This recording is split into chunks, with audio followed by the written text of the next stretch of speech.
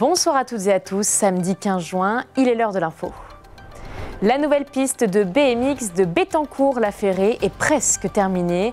Nous avons suivi les premiers entraînements des jeunes riders. Une journée découverte du sport adapté a été organisée à Giffaumont. Elle était réservée aux personnes en situation de handicap psychique et mental. À Vitry-le-François, l'entreprise Elivia, spécialisée dans le bœuf, recrute activement. Nous vous proposons ce soir de découvrir les coulisses de cette usine. Les festivités ont été lancées hier soir. Pour sa 6e édition, le festival La Tête dans le Fion était de retour. Pour la première date, c'était soirée électro. C'est une artiste féminine qui le revendique et qui propose une musique indépendante et acoustique. Marie Cheyenne, chanteuse, compositrice et surtout bragarde, nous parlera de son nouvel album coproduit avec Hector Ravière Ayala.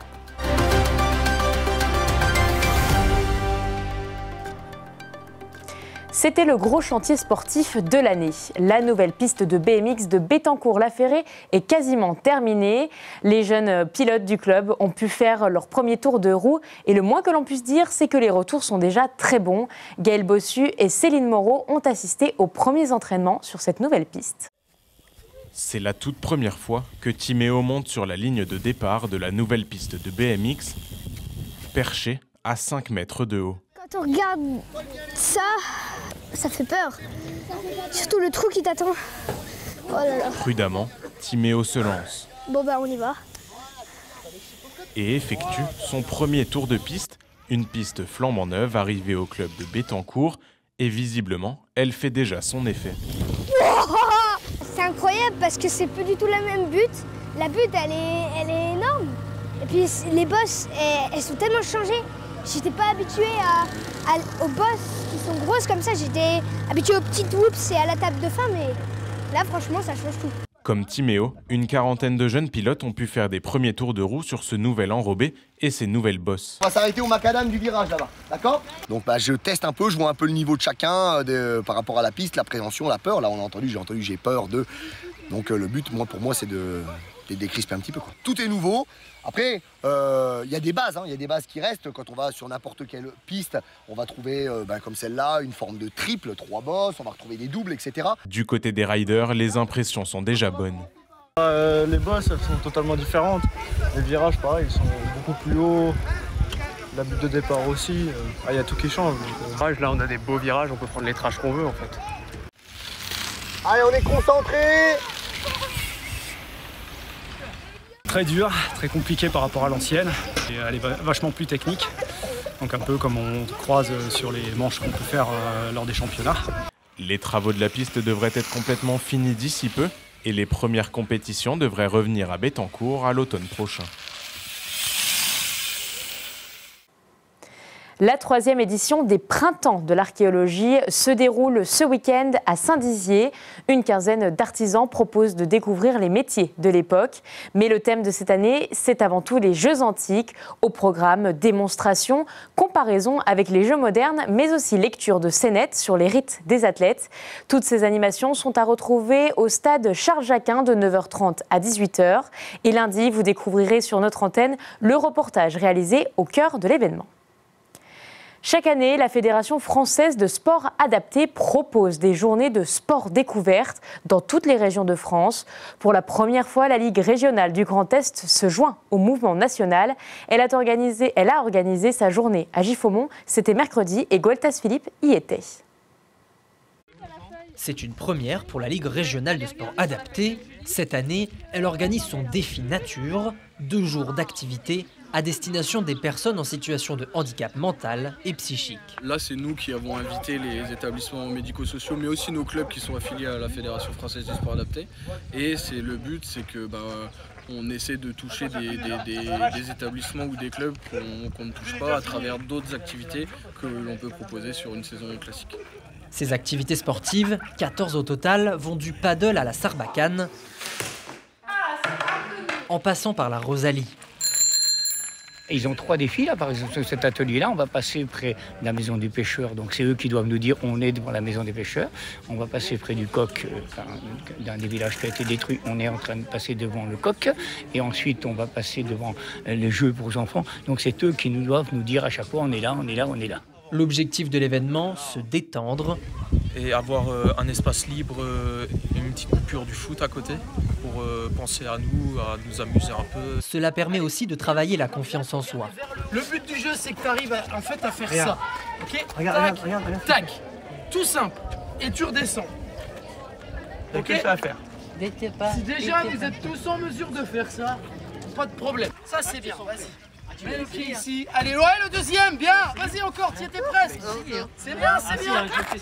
C'est bien, Anthony. Super. On est sur de la découverte, du dépassement de soi, là, sur une activité comme l'escalade pour la plupart, ils découvrent aujourd'hui, ils en ont jamais fait.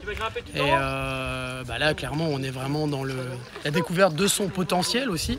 Et très vite, les jeunes se rendent compte qu'ils sont capables d'aller au-delà de ce qu'ils pensaient être capables de faire. Allez, vas-y. Vas-y. T'es presque au bout, t'arrêtes pas, je sais pas. Allez, tu y es presque. Allez, vas-y. Ah, génial. Parfait. Et voilà. On a la star qui est arrivée. Bienvenue sur Terre. En 2 jours, près de 450 personnes, venues de 15 établissements de la région, se sont réunies à Giffaumont autour des valeurs du sport. C'est une entreprise qui recrute activement. Elivia, le spécialiste du bœuf préparé, est installée à Vitry-le-François et toute l'année, des postes sont disponibles. Pour faciliter les embauches, elle s'est associée à l'agence d'intérim Randstad. Ce soir, la rédaction vous propose de découvrir les coulisses de l'usine et les postes à pourvoir. Il s'agit d'un publi-reportage. 8000 tonnes de viande transformée chaque année. C'est ce que réalise cette usine du géant Elivia, le numéro 2 français du bœuf découpé et préparé. Ici, à Vitry-le-François, plus de 150 employés assurent la production de 6 gammes de produits distribués dans toute la France. Le steak haché frais, le steak haché congelé, la saucisserie, les boulettes, le piécé et les brochettes en saison estivale. Pour assurer cette production si régulière, l'entreprise recrute activement. Chaque année, Elivia a besoin d'une centaine d'intérimaires pour le printemps et l'été. Depuis peu, l'entreprise s'est associée à Randstad pour faciliter sa recherche de candidats. Donc notre agence est installée chez Elivia depuis 2019. Elle est composée de 2 responsables de compte, qui sont les interlocuteurs privilégiés de nos salariés intérimaires, nos talents. Nous procédons par session de recrutement, de manière collective, où nous recevons l'ensemble des candidats qui souhaitent postuler en nous appelant directement ou nous appelant par l'intermédiaire des institutionnels de l'emploi. Aujourd'hui, nous comptons environ plus de 80 salariés intérimaires qui travaillent au quotidien pour nous chez Elivia. Les qualités, c'est de l'exigence, de la rigueur, de la bienveillance, un esprit d'équipe et une envie de se dépasser et surtout de travailler en équipe. Et passer par l'intérim ouvre de nombreuses portes chez Elivia. Les employés fonctionnent avec l'agence Randstad avant d'obtenir un CDD ou encore un CDI. C'est le cas de nombreux employés qui sont désormais embauchés. J'ai donc été formé sur les postes de travail, donc opérateur de ligne, donc sur différentes machines, et j'ai pu évoluer au fur et à mesure des années. On va dire que c'est l'ambiance dans l'atelier. On va dire quand même les équipes sont assez conviviales tous les jours et le travail me plaît aussi pour le coup. Sur ce site de production, de nombreux postes sont à pourvoir, bouchers, conducteurs et opérateurs de ligne, techniciens de maintenance ou encore opérateurs d'étiquetage et de flux. Hier soir, le village de Saint-Amand-sur-Fion, dans la Marne, dansait au rythme du son électro. C'était la 6e édition du festival La Tête dans le Fion, une soirée qui a commencé dès 19h et qui a duré jusqu'à 2h du matin pour le plus grand bonheur des fêtards. Brigitte Maestrassi, Céline Moreau et Mathis Grenier nous proposent de revivre la soirée en images. Soirée électro dans le centre-ville de Saint-Amand-sur-Fion. Plus de 5000 personnes se sont réunies hier soir pour le festival La Tête dans le Fion. C'était aussi l'occasion de se faire tatouer ou encore d'observer la séance de body painting. Toutes les animations étaient organisées par les 110 bénévoles. L'objectif, s'amuser, danser et surtout créer des moments de partage. Il prend toujours à peu près le même format, c'est-à-dire qu'on a le vendredi une soirée électro avec les DJ qui vont mettre l'ambiance. Le samedi, c'est plutôt une ambiance rock avec différents groupes qui vont se succéder sur la grande scène. Et puis le dimanche, on aura une ambiance cette année folk, blues, jazz pour finir un peu en douceur. Donc l'intérêt de ce festival, c'est finalement tout l'éclectisme de la musique qui est proposé pour faire découvrir justement différents styles musicaux à nos publics. Pour lancer les festivités, 5 DJ se sont succédés sur scène et pour chacun d'entre eux, c'était une première à la tête dans le fion.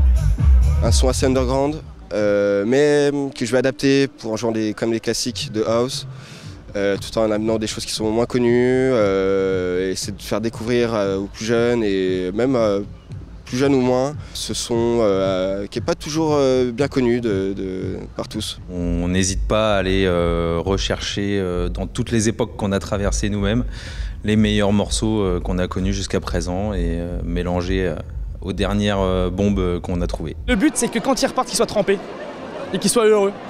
C'est tout ce qui compte.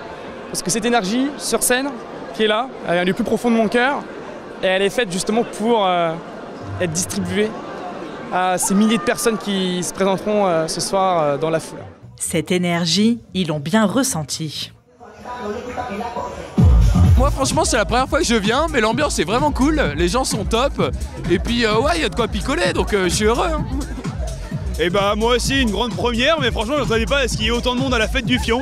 Mais c'est fou, c'est beau, il y a de la bonne musique, on s'amuse, c'est cool. Nous on fête un anniversaire, donc ouais c'est une grosse soirée ce soir. Voilà c'est ça, s'amuser jusqu'à qu'on puisse et jusqu'à qu'on ait à partir quoi. Paris réussi pour ce soir. Le festival qui se déroule sur 3 jours accueillera ce soir des groupes rock et demain c'est le jazz qui sera mis à l'honneur.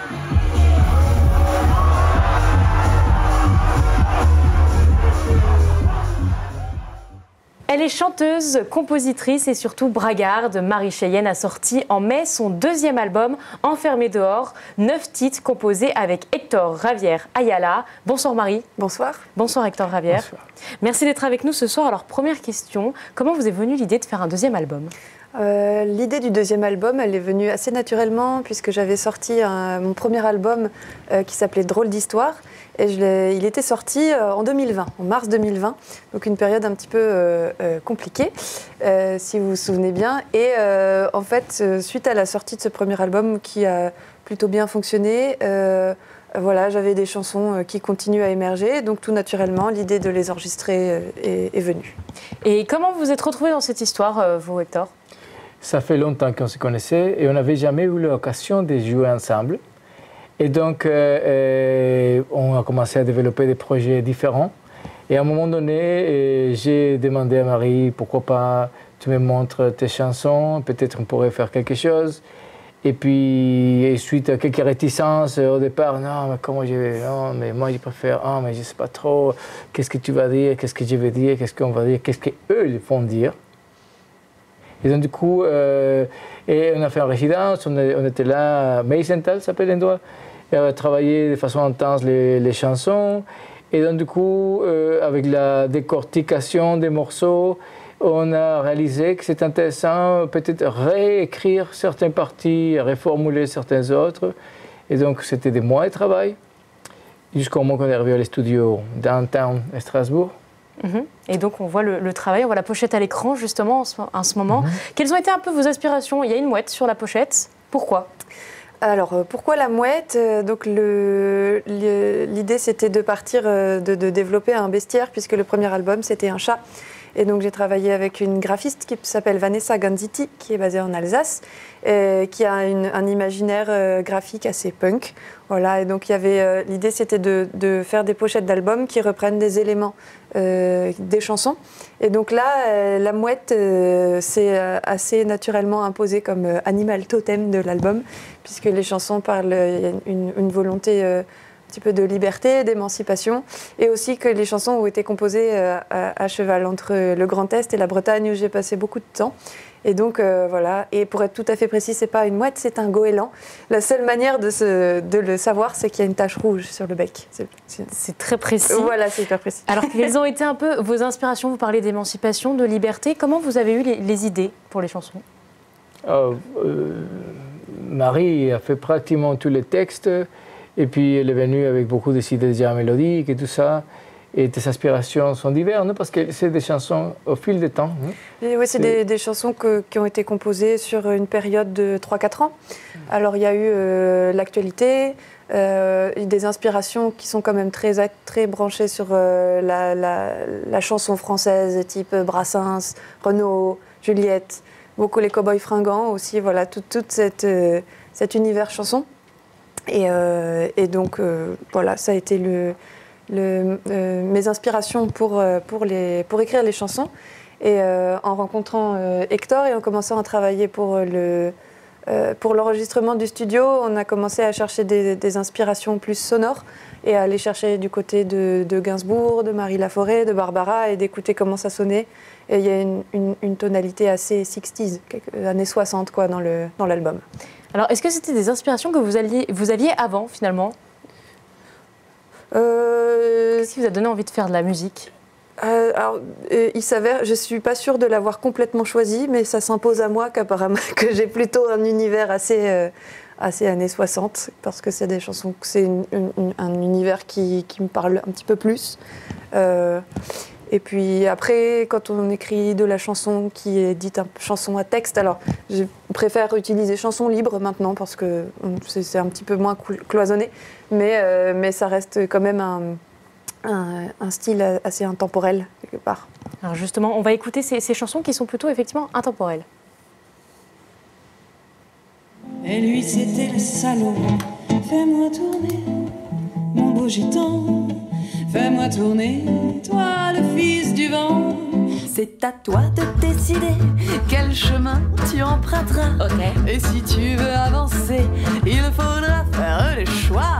Car les sorcières de nos mémoires, qui les a fait taire, font leur grimoire. Tant de mystères sur leur histoire, tant de chimères qu'on ne sait plus que croire. Il se faisait taper, bien sûr. Moi j'étais une guerrière, ma carabine, ma crinière. Marc de panache, Pierre était la pâche, Jean-Paul était le sioux. Hey, hey, hey, hey, des fous. Alors, quelque chose que vous avez gardé finalement tout le long, c'est la guitare, puisque aujourd'hui vous avez remis de la guitare, de l'acoustique dans cet album. Comment vous travaillez avec les envies et les passions de Marie? Je viens de l'univers musical très différent. Je viens beaucoup de la musique improvisée, de la musique latino-américaine. Et pour moi, la chanson, c'est incontournable. De toute façon, ça fait longtemps que j'ai écouté ce qu'elle faisait et j'ai toujours pensé que ce mélange pourrait être éclatante. Et puis c'est le cas, non? C'est le cas parce que depuis le moment qu'on a commencé à jouer ensemble, ça fait que décoller des belles choses et des musiques qu'on n'avait pas attendues ni elle ni moi-même.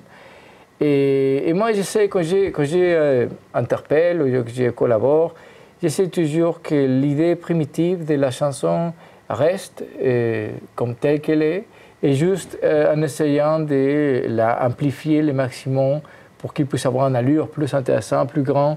Et puis aussi parce que j'ai une oreille qui peut-être est différente et donc peut donner une dimension vers des autres univers qui n'étaient pas contemplés au début. Ouais. Dernière question, quelle est la suite pour vous deux? Vous allez continuer à collaborer ensemble? Oui, tout à fait. Donc on a, à partir du travail ensemble sur cet album, j'ai rejoint la structure, le label indépendant que Hector a créé, qui s'appelle L'Office Souvenir. Et dans ce label ont émergé plusieurs spectacles. Il y a un tour de chant qui s'appelle Chanson pour se quitter sans remords, avec des compositions d'Hector qu'on a créé, en train de créer. Un spectacle aussi, jeune public, qui s'appelle La Fille Minotaure. Un conte musical, voilà, qui a été créé là, au mois d'avril et qu'on est en train de développer, que Hector a écrit également. Et puis la suite, des tournées de concerts, et puis voilà. Vous êtes prêt pour les tournées, Hector, vous aussi? On ne peut pas s'empêcher d'être heureux avec Marie. Et donc, parfois, j'ai l'énorme culpabilité à cause de mes origines mexicaines, chrétiens, catholiques. Et j'ai la culpabilité d'être si heureux et si content de pouvoir avoir l'opportunité de faire tout ce qu'on réalise ensemble. Mais voilà, ça passe vite. Hein? De toute façon. Eh ben, vous savez, la culpabilité. C'est des très beaux mots. En tout cas, on va terminer là-dessus. Merci d'avoir été avec nous. Merci à vous pour avoir invité ces duos.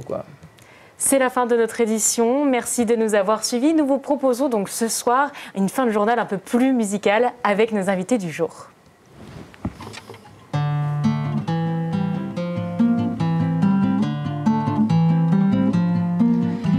Ils ont baissé le rideau, ils ont rangé le parterre, ils ont balayé le plateau, ils ont fini les packs de bière, ils ont rangé le décor et ils s'entraînent en attendant, mais ils ne sont pas encore morts, ils sont juste enfermés dedans. Être enfermé dedans, c'est pas mieux qu'être enfermé dehors. Mais être enfermé tout le temps, c'est un peu comme attendre la mort. Être enfermé dedans, c'est pas mieux qu'être enfermé dehors. Mais être enfermé tout le temps, nous on n'est pas d'accord.